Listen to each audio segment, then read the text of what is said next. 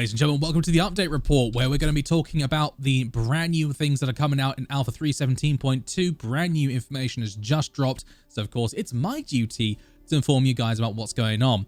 So let's get straight started with the Alpha 3.17.2 database wipe, which is coming in. We're getting a wipe, ladies and gentlemen. We haven't had one of these since I think 3.15. It's been about a year, but we are now seeing a long-term persistence wipe coming in for 3.17.2. So the statement is, when we introduced long-term persistence in Alpha 3.8.2, we shared that the database wipes would still happen, albeit irregularly.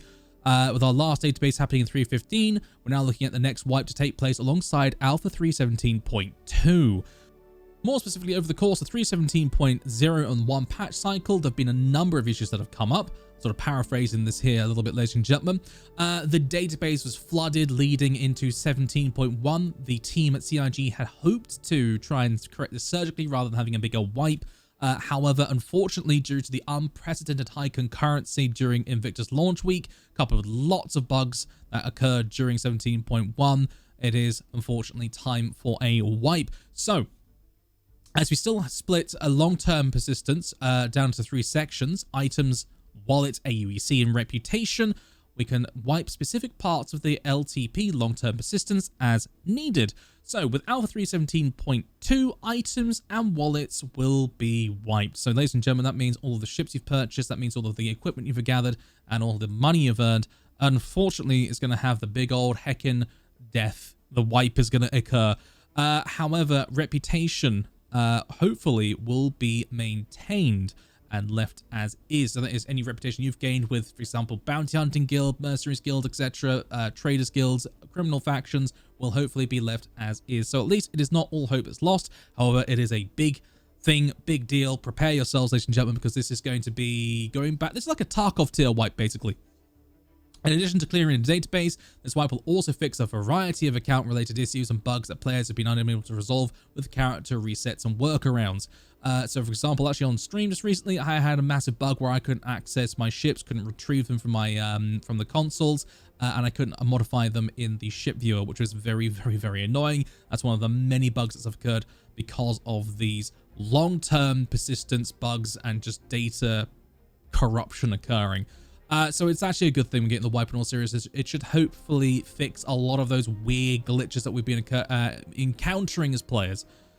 Of course, with any LTP wipe, all of the account attributed items, that is pledges, subscriber flare, rewards, etc., will remain. So again, do not worry about all your subscriber gear, all of your kick-ass armor, maybe concierge status gear, and all of the ships you've purchased with money, real money, hard currency. Those will always be there for you, and those will be there upon the release of the 3.17.2 patch.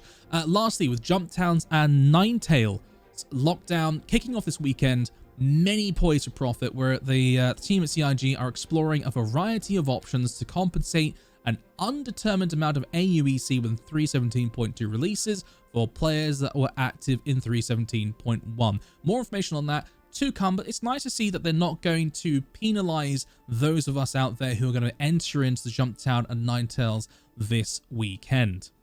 We'll touch on Jump Town and the Ninetails events a little later on in the video, but now let's focus on the 3.17.2 patch update and spotlight. A few more bits and pieces have come out since I made that video earlier on this week, so let's talk about that right now. First up, active downstream networking improvements. 3.17.2 vastly improves how players and NPCs move over the network. There will be ongoing improvements to the system, and further tuning will be done to various parameters in future patches. Also, reduce floating rocks. Environment art team has improved and generally polished the planetary services, including Daybar and Yellow. So that's like erroneous weird rocks floating in the middle of nowhere. It's just basically a team of artists going through just hand fixing it effectively. Refueling fixes and adjustments. So multiple refueling bugs have been resolved and new features have been added. They fixed an issue with the Mystic Reliance series to stop ships from clipping with the fuel nozzle, which is great. Ship paints will no longer change when refueling. There was actually a really weird bug where that would occur, and it's very odd. Auto refueling now correctly indicates the service that is needed.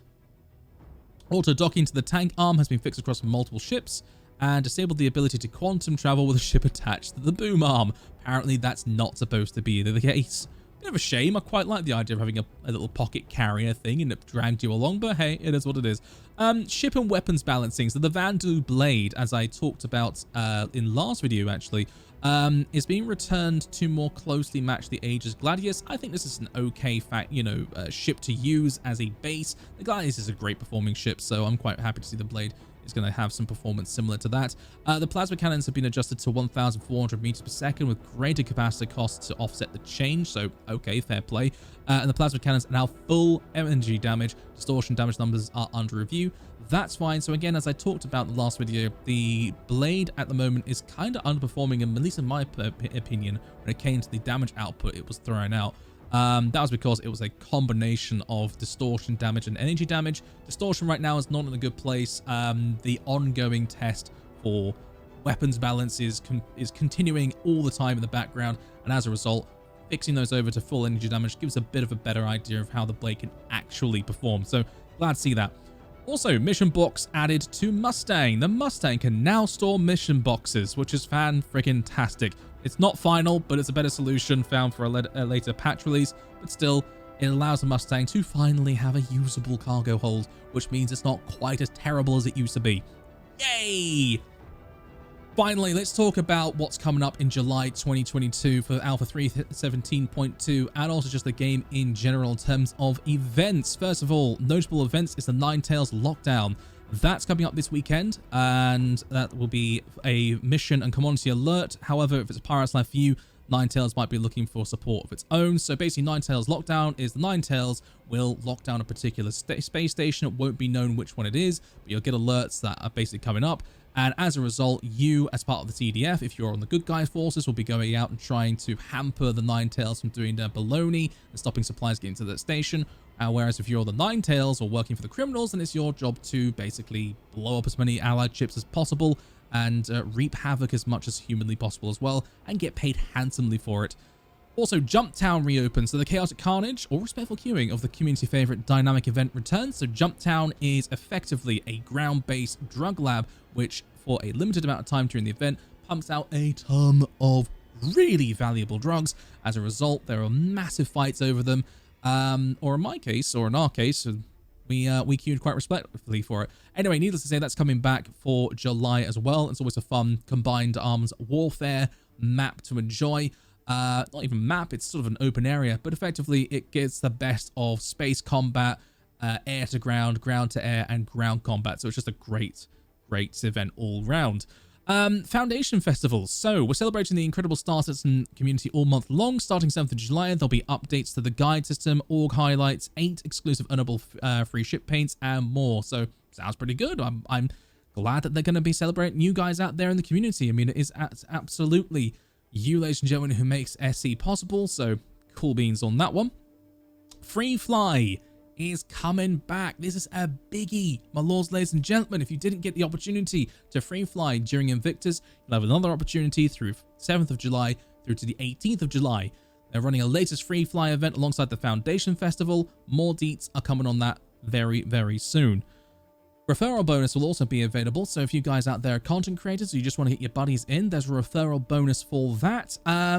Both players, both the referee and also the referrer, will get a Drake Dragonfly absolutely free, which is pretty goddamn cool. Dragonfly is a pretty awesome grav bike, so it's a win-win situation for both of you.